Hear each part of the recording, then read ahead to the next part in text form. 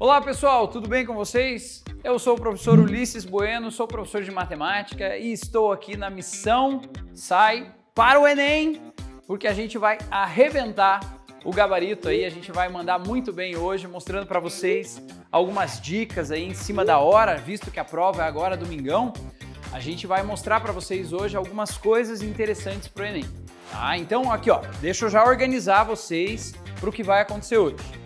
Eu vou fazer alguns comentários sobre a parte de geometria que aparece no Enem, ok? O professor Lúcio vai trabalhar outros conteúdos que também são importantes para a prova. E eu preparei essa aula de hoje focando dar umas dicas alucinantes para que você chegue na prova e você fale assim, nossa, o professor falou exatamente isso. Então, Mãe Ulisses prevê o seu futuro e sabe o que vai cair na tua prova domingo, beleza? Funciona assim, moçada, a gente vai falar sobre geometria.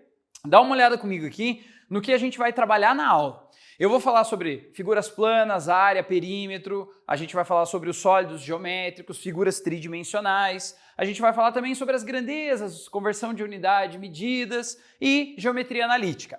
Mas, para tudo isso aqui fazer sentido, eu não posso deixar de falar para você também lembrar de uma coisa.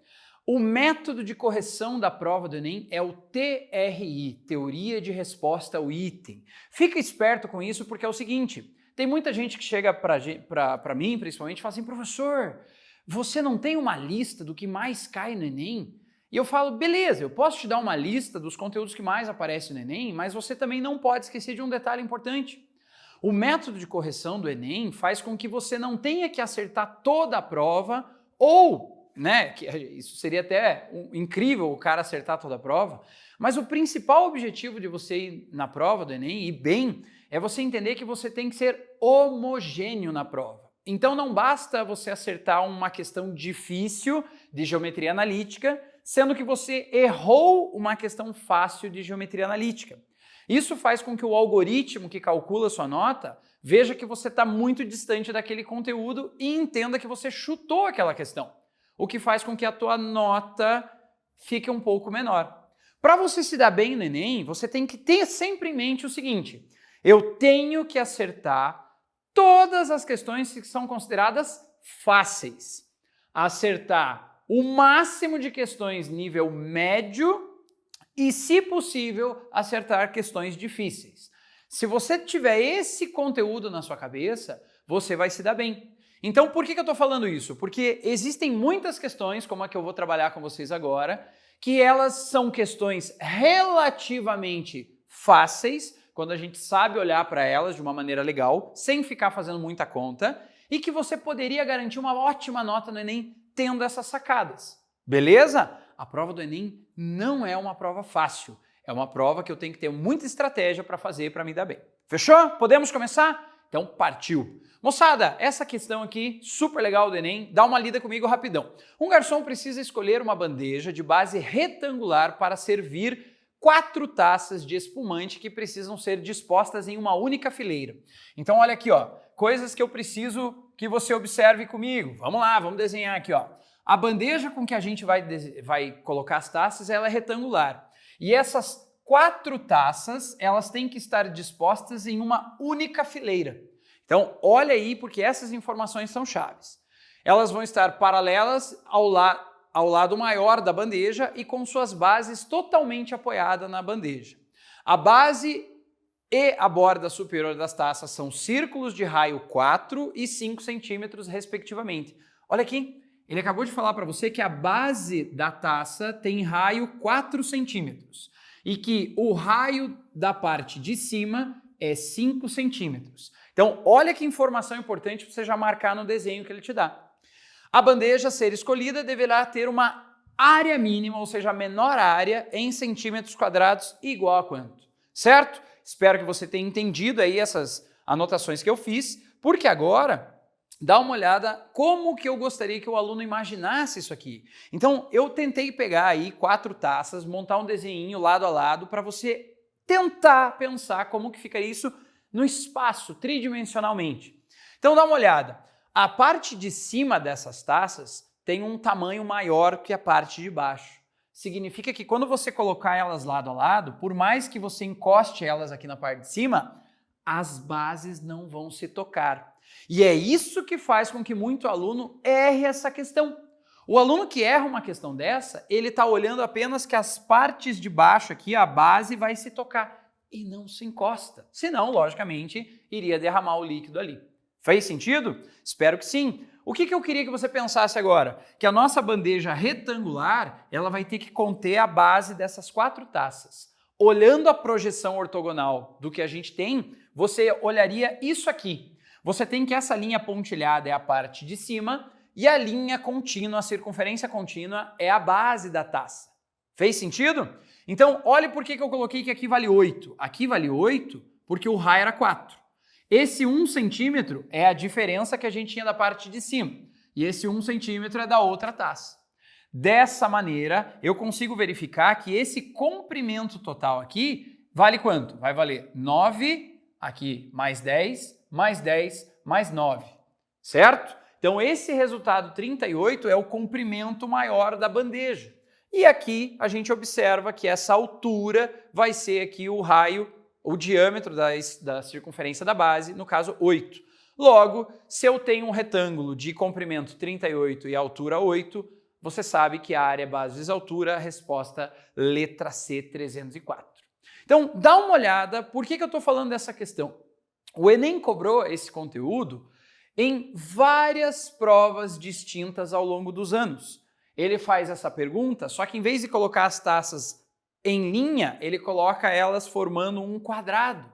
O raciocínio é o mesmo. E você acha que essa questão é fácil, médio ou difícil? Bem, eu vou te falar que essa questão é nível médio, porque o número de erros dessa questão é gigantesco. E você concorda que é só fazer base vezes altura? O mais difícil era entender o enunciado? Então, isso é o que caracteriza o Enem. Uma prova que você tem que ler rapidamente o texto e pegar rápido essas ideias. Fechou? Então, por favor, sempre que possível, desenhe e faça as marcações. Vamos para a próxima questão, que também envolve a área, só que agora eu vou trabalhar isso de uma maneira diferente do que essa última questão. Em canteiros de obras de construção civil, é comum perceber trabalhadores realizando medidas de comprimento e de ângulo, fazendo demarcações por onde a obra deve começar a se erguer. Beleza? Em um desses canteiros foram feitas algumas marcações no chão do plano.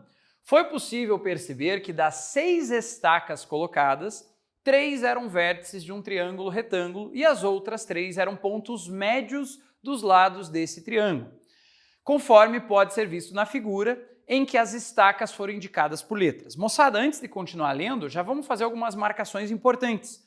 Ele falou que você tem 6 estacas, mais 3 formam um triângulo retângulo ABC. São esses que eu marquei em vermelho. E daí a gente tem os pontos P, M e N, que são pontos médios. Uma coisa importante é que a gente tem que observar que se eles são pontos médios, eles vão dividir esses segmentos em tamanhos iguais, olha aqui, ó. Então, CN é igual a NA e da mesma maneira a gente consegue observar aqui essas outras marcaçõezinhas embaixo, certo? Muito bem. Olha o que mais que ele fala agora. A região demarcada pelas estacas A, B, M e N deveriam ser calçadas com concreto, essa parte cinza. Nessas condições, a área a ser calçada corresponde ao quê? Bem, antes da gente sair olhando as alternativas aqui, eu queria chamar a sua atenção para o seguinte. Muitos alunos chegam para mim e falam assim, professor, eu posso dar medidas para os lados desse triângulo? Você até pode fazer isso, meu querido, mas não deve. Porque o que acontece? Às vezes você vai supor medidas que podem criar confusões aí, ou mesmo não serem proporcionais. Eu vou resolver essa questão de uma maneira muito legal, que você até vai ficar meio surpreso com o que eu vou te mostrar.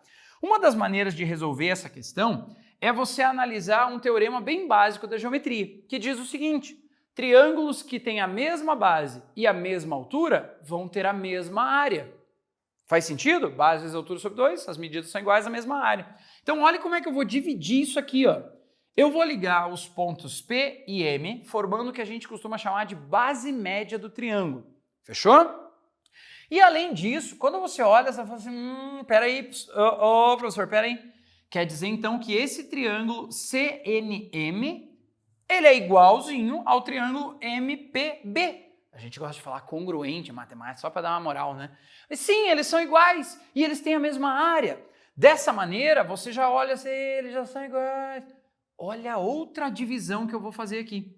Eu vou pegar o ponto M e ligar com o ponto A. Ou seja, eu dividi esse retângulo pela diagonal e quando você para observar as medidas desse cara, você fala, professor, quer dizer que todos esses triângulos, retângulos pequenos que você desenhou têm a mesma área? Sim!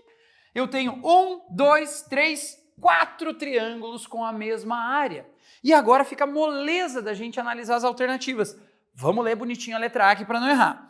A mesma área do triângulo AMC, atenção, AMC, dá uma olhada no triângulo AMC, ele é a mesma área da parte cinza? Não, a parte cinza tem 3 triângulos, enquanto que o AMC teria 2. Falsa afirmação. Letra B, a mesma área do triângulo BNC. BNC. Não, né? Se a gente olhar BNC, você vai ver que não é a mesma área, porque também vai dividir a região na metade. E ela é 3 vezes aquele cantinho branquinho. Letra C, a metade da área formada pelo triângulo ABC. Também não pode ser metade, visto que ela é 3/4 do total. Letra D, ao dobro da área do triângulo MNC. MNC. Puxa, ela não é o dobro dessa área, ela é o triplo dessa área, então é falsa. E a letra E, ao triplo da área do triângulo MNC. Foi o que a gente acabou de falar, por isso o gabarito é letra E. Você notou que eu não fiz nenhuma linha de conta para resolver essa questão? Eu só utilizei argumentos geométricos e teóricos, porque é isso que a gente espera, é isso que o cara que faz uma questão de matemática espera do aluno no Enem. Ele quer que o cara saiba a teoria, tenha feito exercício, mas que para resolver situações como essa, ele nem precise fazer conta, só analisar a ideia de proporção de áreas equivalentes. Fechou? Muito bem, vamos para uma próxima questão, deixa eu apagar aqui antes que eu faça a cacaca para as próximas questões. Boa! Moçada, o próximo exercício fala o seguinte, o consumo de espumantes no Brasil tem aumentado. Eu acho que os caras que fazem essas questões para nem tomam os espumantes, porque a segunda questão que fala de espumante, ó, uma das etapas do processo de produção consiste no envasamento de bebida em garrafas semelhantes à da imagem. Nesse processo, a vazão do líquido no interior da garrafa é constante. Preste atenção nessa informação. E cessa quando atinge um nível de envasamento. Beleza, tá aqui, chegou nessa parte, para.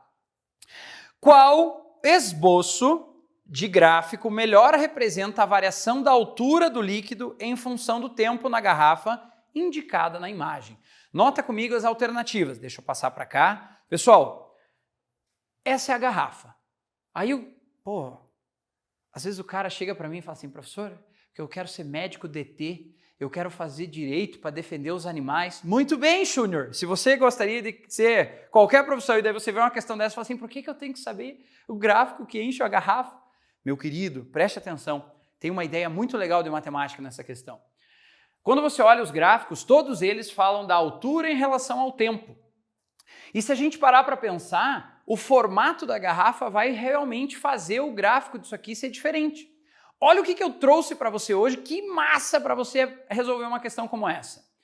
Eu peguei e transformei aquela garrafa numa visualização mais comum das aulas de matemática. A garrafa nada mais é do que uma parte cilíndrica e depois você tem um tronco de cone aqui em cima. E olha que massa o que eu fiz, eu gastei muitas horas para fazer isso aqui, então isso aqui merece o teu like, merece que você compartilhe com a tua mãe, com os teus familiares, com aqueles teus primos loucos lá, que você vai gostar disso aqui. Quando você vai encher um cilindro a uma vazão constante de água, o gráfico que representa isso aqui tem que ser uma reta, porque o crescimento é constante. E quando você estuda a função afim, o que caracteriza uma função afim é a taxa de variação dela ser constante. Certo, mano? Porque agora, quando você olha o tronco de cone, a gente tem um crescimento que se assemelha à curva da função exponencial. Cuidado! Repare que a gente tem a parte menor do cone aqui em cima. Então, a velocidade com que você tem, ela é menor, mas ela acelera muito rapidamente. Isso é o que caracteriza o crescimento exponencial.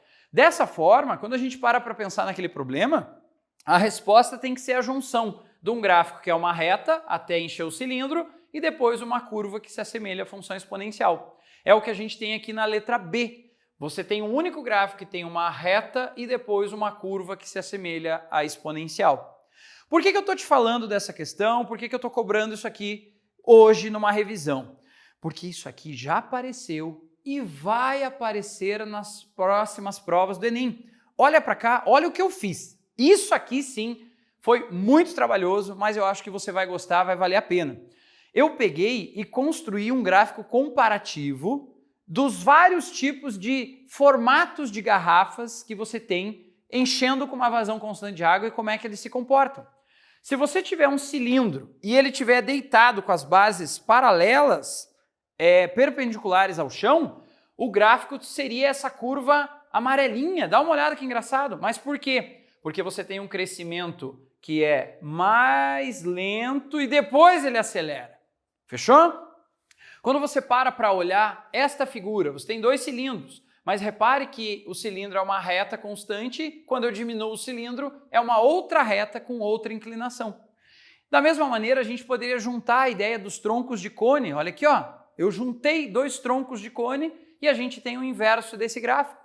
E o que eu acho que você poderia pensar numa prova é isso aqui, ó. Isso aqui é mais comum. Não parece um copo de água? Ah, isso aqui ainda não caiu no Enem. Olha como é que seria o gráfico. Seria o inverso da exponencial. Lembrando que a função inversa da exponencial é a função logarítmica, a gente teria então uma curva logarítmica que descreveria como que você enche um copo se ele estiver na posição que a gente está acostumado. Certo? Então, fica esperto com isso aqui. Eu duvido você ter achado isso aqui em qualquer outro vídeo, qualquer aula de qualquer outro professor, porque eu gastei muito tempo para fazer isso aqui e eu tenho certeza que você vai me agradecer depois. Fechou? Moçada, próxima questão. A gente tem um exercício também sobre a área e uma das coisas que aparece direto no Enem é eles falando sobre o preenchimento do espaço, a planificação. Dá uma olhada nessa questão. Azulejos na forma de octógonos regulares, sublinhe essa informação. Octógono, figura de 8 lados, regulares, todos os lados iguais. Serão utilizados para cobrir um painel retangular conforme mostra a imagem, a figura. Entre os octógonos e na borda lateral dessa área, será necessário colocar 15 azulejos de outros formatos para preencher os 15 espaços em branco do painel. Beleza. Uma loja oferece azulejos nos formatos de triângulo, retângulo, isósceles, esse cara é especial, triângulo, equilátero, cuidado, e quadrado. Puxa, essas são as opções de azulejo para colocar ali. Qual é a pergunta do problema? Os azulejos necessários para o devido preenchimento da área em branco desse painel são os de qual formato? Bem, lembrando aqui os formatos e aqui o painel, a gente precisa saber algumas coisinhas aí de geometria para poder resolver essa questão. E eu não posso ir no achismo, parece que é. Tem muita coisa que parece, mas não é.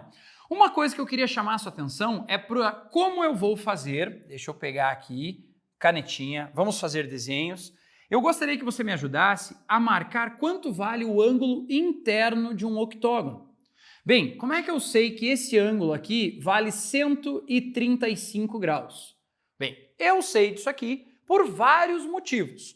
Um dos motivos que eu queria que você relembrasse comigo é o fato de que se a gente tem um octógono regular, então a gente pode pegar aqui, ó, e a partir do centro dele, subdividir ele em pedaços de pizza.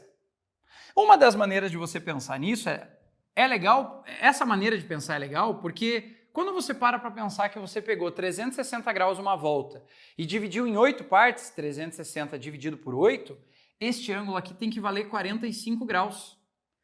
Dessa forma, a gente sabe que esse triângulo que está ali embaixo é um triângulo isósceles e a gente consegue achar esses ângulos aqui, certo? Então, isso é legal porque agora, com essas duas medidas, eu sei que aqui do lado também é igual e vai valer 135. Outra maneira seria você utilizar a fórmula da soma dos ângulos internos de um polígono, que é 180 vezes n-2. Acho que não convém, acho que é mais difícil aqui. O que eu quero de vocês é que você observe aqui, ó, que a gente pode pegar esse ângulo do lado e verificar que ele também vale 135. Logo, já tem 270 graus aqui, o que faz com que fique faltando para fechar uma volta 90 graus. E daí a gente tem a certeza de que aquele ângulo é um ângulo reto. Quando eu falo isso para você, a gente começa a observar essa figura que está aqui na junção dos octógonos e observa que eu tenho 4 ângulos retos e ainda por cima, como é um polígono regular, a gente tem que todos esses lados são iguais. Logo, essa figura tem que ser um quadrado. Então, uma das figuras que a gente vai precisar é a figura 3, que é um quadrado. E o grande erro de quem fez essa questão na prova foi falar que esse triângulo que a gente precisa aqui é um triângulo isósceles. Pô, professor, mas não é? Parece que ele é igual. Velho, como eu disse, tem muita coisa que parece, mas não é. Esse caso, a gente sabe que essas duas medidas são iguais. Beleza, porque são os lados do octógono. Mas aqui não vai ser igual a essas medidas. Como é que você sabe? De novo, se você pegar e traçar esse ângulo, pela mesma explicação dos anteriores, ele também é 90. Logo, esse triângulo aqui é um triângulo retângulo isósceles. Então, triângulo retângulo isósceles é a figura 1. O quadrado, figura 3. Então, eu só vou utilizar quadrados e quadrado e triângulo retângulo isósceles. 1 e 3. O gabarito dela vai ter que ser a opção 1 e 3. 1 e 3 a gente encontra aí na letra D. Beleza? Questão bacana, questão suave na nave, a gente vai ver que o Enem se caracteriza por esse tipo de questão. Não é só isso que aparece na prova, mas tem muita coisa fácil, acessível, que a gente não precisa ficar se matando fazendo conta. Beleza? Moçada, próximo exercício. Olha o que a gente tem aqui, ó. Trouxe uma questão para vocês de geometria analítica, plano cartesiano, e que se a gente quiser fazer conta pra caramba, a gente consegue. Mas eu vou resolver essa questão de uma maneira tão fácil que você não vai nem acreditar. Bora! Pessoal, nos últimos anos, a televisão tem passado por uma verdadeira revolução em termos de qualidade de imagem, som e interatividade com o telespectador.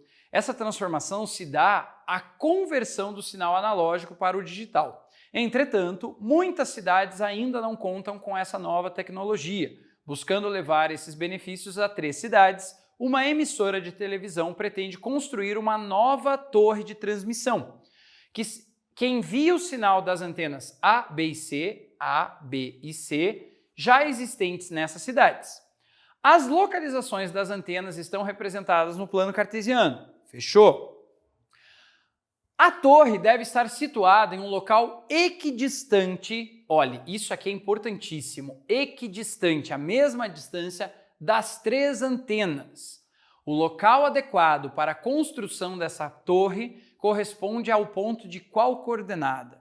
Moçada, dentro da matemática, da engenharia, esse problema é um clássico. Se eu quiser resolver ele usando a equação de circunferência, supondo um ponto x e y qualquer, eu vou cair num sistema de equação, 3 equações, 3 incógnitas, vou desenvolver quadrado, substituição. É um rolê fazer isso gigantesco. Agora, para resolver isso aqui com esse desenho, olha que moleza. Você já jogou xadrez? Já viu alguma coisa de alguém que joga xadrez? Existe uma peça no tabuleiro de xadrez que é o cavalo, que ele anda em L. O tabuleiro de xadrez, o cavalo anda em L. É só isso que ele faz. Ele anda 2 casinhas e vira. Olha o que eu vou fazer para resolver esta questão. Eu vou pegar e vou olhar o seguinte. Será que eu consigo encontrar algum ponto que é equidistante de C, A e B? Equidistante é a mesma distância, né? Olhe para o desenho. Ele deu o desenho. Use o desenho a seu favor. Eu, olhando para cá, eu começo a pensar o seguinte, ó. Como é que o cavalo anda? Puxa, eu podia pegar o C, sair daqui e vir para cá. Puxa, 1, 2. Eu vou sair do B, virar aqui do 1. Puxa, 1, 2. Eu vou pegar o A, virar 2. Olha que bonitinho. Dá ou não dá certo, ó. Este ponto aqui que a gente acabou de achar, ele é equidistante dos outros. E isso é muito legal, mas muito legal. Porque se eu fizer a distância desses caras, você pode usar triângulo, retângulo, você pode usar muitos argumentos para chegar nessa resposta. Nota comigo também que esse cara aqui, esse ponto, ele seria o centro de uma circunferência que passa por esses caras. Então eu vou fazer um desenho à mão aqui, vai ficar horrível o meu desenho, mas é só uma noção. Essa é a ideia. Repara comigo que o Enem dá condições para você resolver a questão sem ficar sofrendo fazendo milhões de contas. Moçada, esse ponto tem o x 50 e o y 30. Qual alternativa tem a opção 50 e 30? O gabarito dessa questão tem que ser letra E. Certo, mano? Espero que você tenha gostado, porque essa questão é linda resolver dessa maneira. É muito mais fácil do que ficar fazendo um montão de conta. Beleza? E para a gente ir se encaminhando para o final, eu tenho uma questão aqui que já exige de você uma suposição, você ler o enunciado, fazer desenhos mais complexos. Dá uma olhada. É comum artistas plásticos se apropriarem de entes matemáticos para produzir, por exemplo, formas e imagens por meio de manipulações. Um artista plástico, em uma de suas obras, pretende retratar diversos polígonos obtidos pela interseção de um plano em uma pirâmide regular de base quadrada. Segundo a classificação dos polígonos, quais deles são possíveis de serem construídos? Para eu resolver essa questão, eu tenho que desenhar, primeiro de tudo, uma pirâmide de base quadrada. E quando a gente para olhar o que eu posso formar por um plano, cortando essa figura, nós temos 5 possibilidades. Nós temos triângulo, nós temos um quadrado, se esse plano for paralelo à base, nós temos um trapézio, basta pegar esses dois lados aqui, ó, paralelos em alturas diferentes. Nós temos aqui quadriláteros que não são regulares e nós ainda conseguimos formar pentágonos. Por isso o gabarito dessa questão é letra E. Fica esperto porque esse tipo de questão exige que você faça desenhos. Mas você concorda que não tem que fazer conta? De novo, o Enem tem questão de conta, mas tem muita questão que você tem que pensar tridimensionalmente. E para a gente encerrar a nossa aula, eu tenho mais um exercício aí, ó, que envolve essa ideia de você cortar objetos tridimensionais. Você tem aqui vou resumir um pouco o enunciado dessa questão, para não ficar repetido com a da anterior, mas ele fala para você que você tem um paralelepípedo, certo? E você vai cortar esse cara de modo a obter uma pirâmide. Note que o centro O dessa face aqui é o vértice da pirâmide, ok? Quando ele fala isso para você, ele ainda explica a maneira com que é feito o corte. Os cortes sempre vão de O em direção às retas, AD, BC, AB e CD. A pergunta desse problema é muito boa. Após os cortes, são descartados 4 sólidos. Ele quer saber o formato desses sólidos. Moçada, de novo, você vai ter que fazer desenho na prova. Ele deu, mas tu vai ter que pensar como que ficariam esses cortes. Não tem que fazer conta, tem que cortar a figura. Note comigo que se você cortar pelos primeiros, os 2 primeiros cortes, você vai acabar tirando sempre 2 prismas. Eles é o que saem dali. E depois que você corta os prismas, para você terminar, para formar a pirâmide, você vai acabar tirando outras 2 pirâmides. Aqui a gente tem até uma relação bacana, lembrando que o volume de uma pirâmide é 1/3 do volume de um prisma. Inclusive, esta figura aqui do final faz a demonstração do volume de prisma e pirâmide, certo? Moçada, eu fiz uma última coisa, surpresinha para você, para ver se você gosta. Essa questão, recentíssima no Enem, ela gerou muita polêmica. Então, o que a gente tem? A gente tem um guindaste que vai subir uma viga. Aí ele coloca aqui os pontos M, O, e ele está contando para a gente uma coisa muito simples. Ele está perguntando qual vai ser o gráfico que descreve a distância do ponto M até O conforme o guindaste sobe esta viga. Ele dá os 3 desenhos e você fica olhando para eles e fala assim, puxa, esse ponto M até O, qual que vai ser a distância? Essa questão caiu no Enem e a resposta mais marcada foi esse gráfico aqui. Quando eu fiquei olhando isso, eu falei, puxa, por que os alunos marcaram esse gráfico? Eles acharam que a distância era 1 e ela ia diminuindo e depois ela aumentava. Puxa vida, que pena que eles pensaram isso, porque trouxe um desenho, ó, montei isso aqui, peguei um Lego da minha filha, fiz uma animação aqui para ver se você concorda.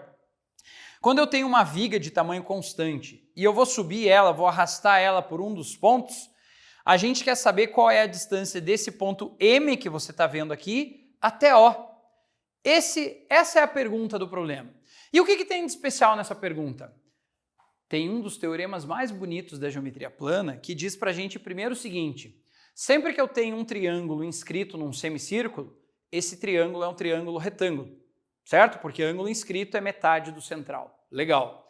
E quando você para olhar esse desenho, você está vendo que essa medida que eu desenhei em vermelho, ela é o raio da circunferência do semicírculo e ela sempre é constante.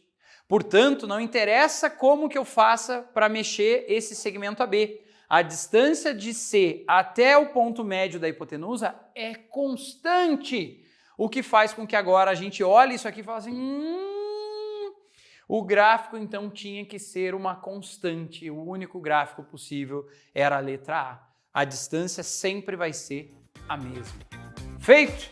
Moçada, muito obrigado. Eu espero que você tenha curtido aí essa nossa aula, essas dicas. Eu tentei mostrar para você o seguinte, você pode querer chegar na prova do Enem e fazer todas as contas do mundo, mas não é isso que está sendo esperado de você.